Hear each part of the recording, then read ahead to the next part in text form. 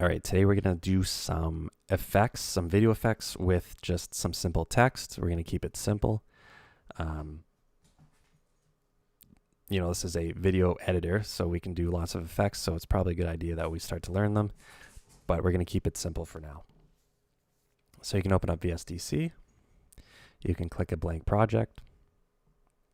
Don't worry about any of these settings. They're fine. Press finish. And here we're taken to our nice default VSDC screen. So if we want to animate some text or give some text some flair and some effect, well, the first thing we need to do is we need to add some text to our video. So we learned that we can add text by clicking this big T button. Click the text option. Don't worry about any of this stuff and just press OK. And now I can draw a text box. So I can click and I can drag to create a text box. Then I can click inside and I can start typing some text. So I'm going to just type glowing in all capital letters. Couple things here. Up in your paragraph tab, you've got all of these alignments. So at the top one, if you click this button, that's going to center your text in your text box horizontally. So it's nice and centered in the middle. But you can also click this one to center align vertically, so that it's both centered horizontally and vertically, so it's right in the middle of your text box. You can click and drag to highlight your text, and you can choose a different text because the default one is usually pretty boring. So up here, I was messing around with the Broadway text, so you can probably find it down in the B's, or you can just type it. It looks really good with this glowing text effect. Now there's a couple things you can do. You can manually change the text size by clicking this drop down. Or in your properties window, and I like directing you guys to the properties window because we're going to be doing a lot of work with the properties window. At the very bottom of your properties window, you have the fit to size option. So you can click that, and your text automatically goes as big as your text box will allow it. Now, if your text is too big or too small, just click outside the text box, then click back on your text, and you can shrink it or make it bigger.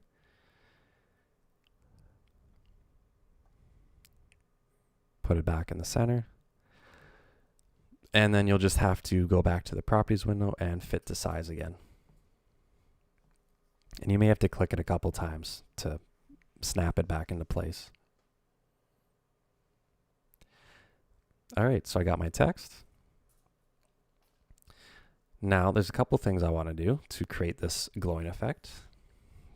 The first thing I want to do is I'm going to double click my text box, which will allow me to start typing again. And I can double click it again to highlight all the text. A couple things I got to do. So this allows me to choose a text color. So if you choose the drop down here, I don't want to change the color, but I will change the opacity. So I'm going to bring that all the way down. You can see it makes my text become invisible. And we dealt with opacity in Photoshop. So opacity basically dictates how see-through it is, how transparent it is. So now I can't see my text, which is no good. But what I can do is right beside the text color, I can do a contour color. And a contour is basically just an outline. So I can choose a white outline, And you can see, you kind of can start to see the outline of your text. So let's increase the thickness of that outline by pressing this button up here.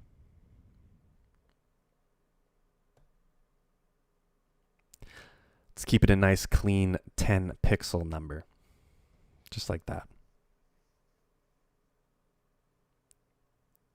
All right, so I have my text looking good, ready to go, ready to add some effects to it.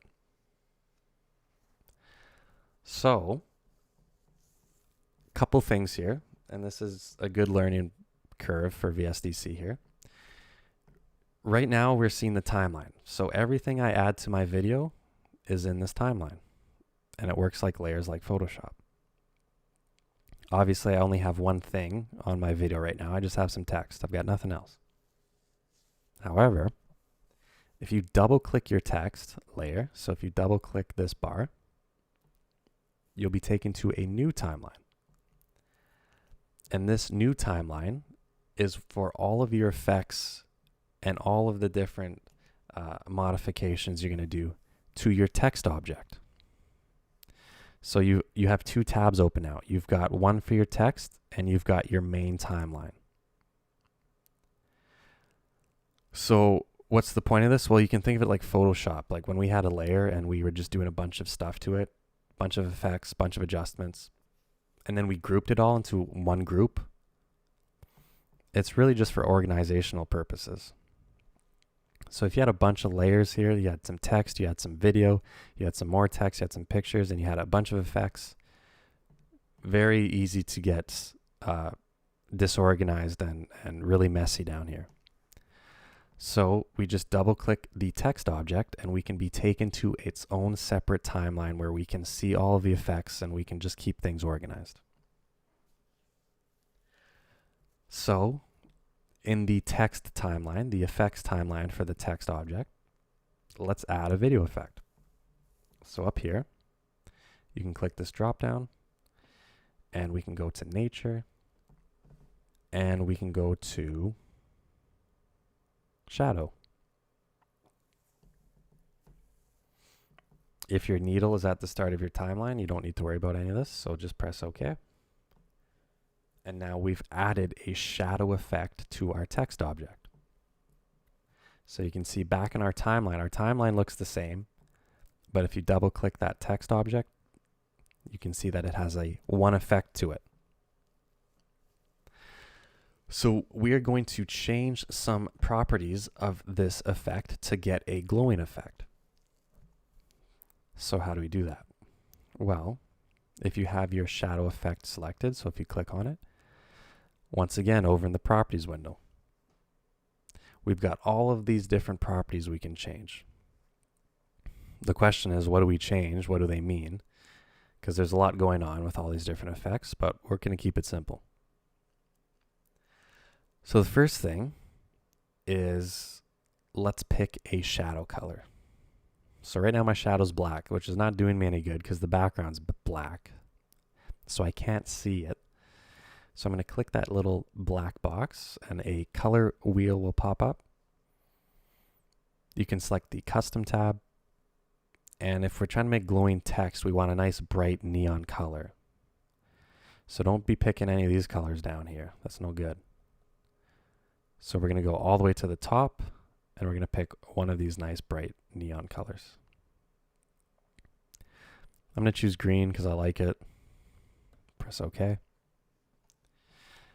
And now we can actually see our shadow. So it's not much of a shadow, or I should call it a glow, but it's really a shadow. We're making a shadow look like a glow. So let's increase the shadow max size. Let's increase it, see if we can get a more, vibrant shadow.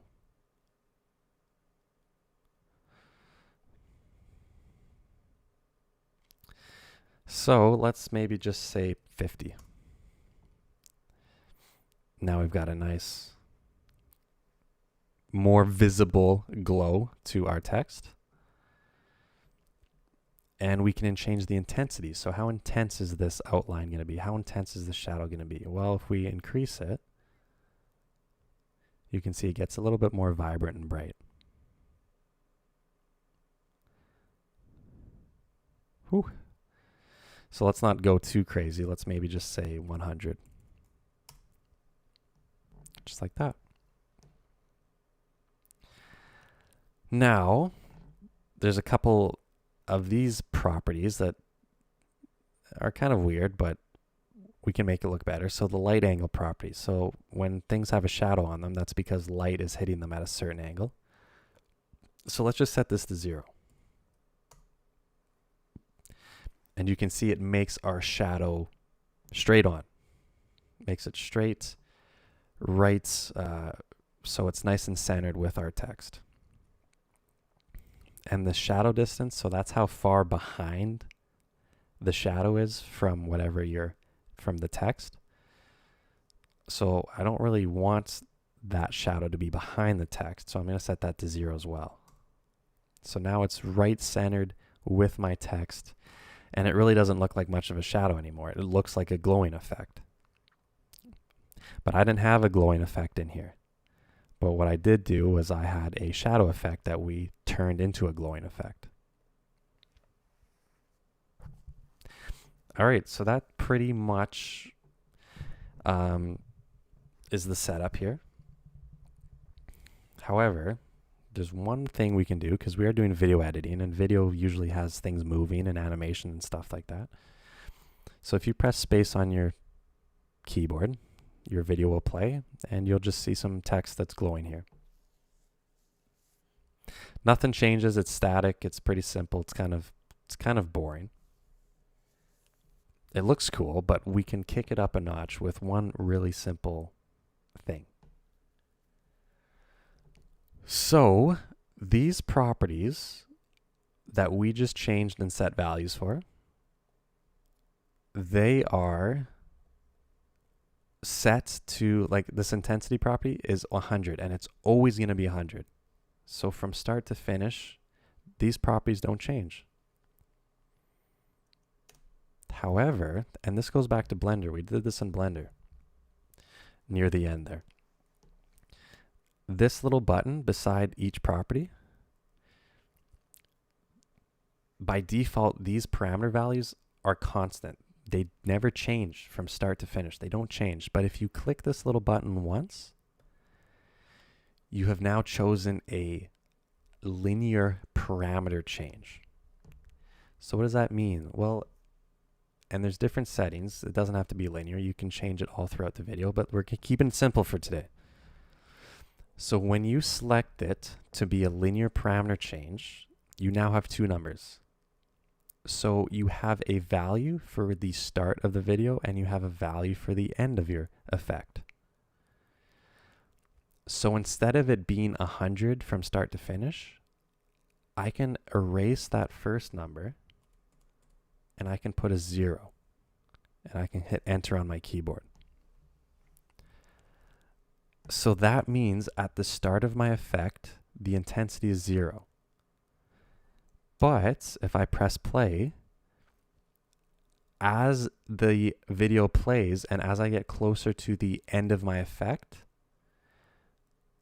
by the end of it, the intensity is 100. So I'm going from 0 to 100 from start to finish. So starts at 0, and now it starts to glow. The effect starts to basically become animated in a sense. And all of these properties have that ability. So for example, the shadow max size, if you click on this property and you click this button to change it to linear, I can say, okay, I'm going to click here. At the start of my effect, I don't want any shadow, so I'm going to put 0 there and press enter. But by the end of the effect, I want there to be a shadow size of 50. So now if you play, you can see that you've got absolutely no shadow at the start. But by the end of the video, or the end of the effect, you get a nice, bright, vibrant glow. So we go from 0 to glow, instead of it just being constant. So we are linearly changing these values. All right, so pretty basic. I mean, I don't know about you guys, but it's not like too crazy. Like it's kind of, it's cool. We're kind of learning how VSDC works and how the properties and these linear parameters, like that's pretty cool. But the effect itself could use a little bit more beef. And something that makes videos always good is audio. Like they go hand in hand. Like videos without sound are pretty, I don't know, they're pretty lame. Like, and it really doesn't take much to add sound. So on Canvas for this particular page, I did add a link where you can download an audio file. And I'll teach you all about how to find audio files. You can find your own audios for your videos, but now's not the time. So if you go on Canvas and you download that audio file, wherever you download it, you can click and drag it to your VSDC. But wait, careful. If you're like me, we are still in the text objects video effects timeline. Remember how we have two timelines here? So make sure you're back on your main timeline, because we're adding stuff to our video. We're no longer dealing with the text. So make sure we're back on the main timeline. And then click and drag this audio file. And now we have two things in our video. We've got text and we've got sound. So this is how to add sound to your videos. So let's click and drag this sound effect all the way to the start of our video. And if you press play now, you'll see your text and you'll also hear some audio.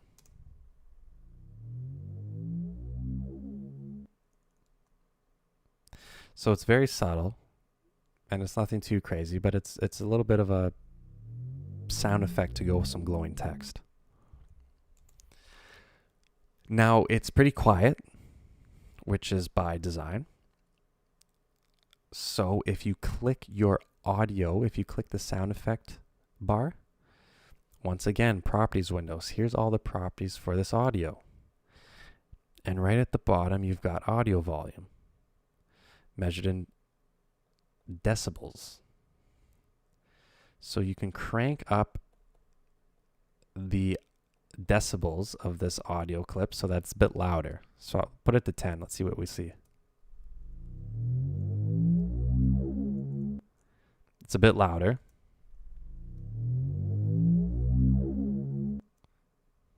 Cool. Careful, don't crank it up too high and blow your eardrums out.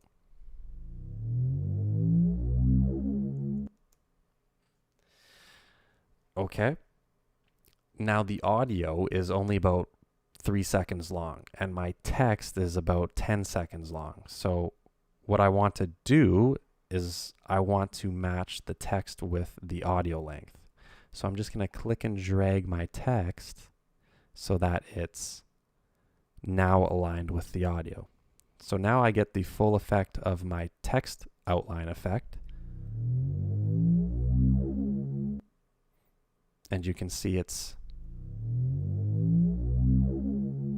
just gives it some more life. Like we took this simple text effect and now it's just kind of like, I don't know, it's just like kind of more lively. Like it's more realistic in a way. And we really didn't do much. We just added some audio. So that's kind of like your number one tip moving forward is, audio and video go hand in hand. It's hard to have one without the other. All right, that's pretty much all we should cover. What you guys can do from this point is you can add a video to your project for this text. And so instead of it being a black background, add some video. And what I would recommend is go on Pexels and find like a nice like space video or something like atmospheric, something, outer space, and change the text of this glowing. Don't make it say glowing anymore.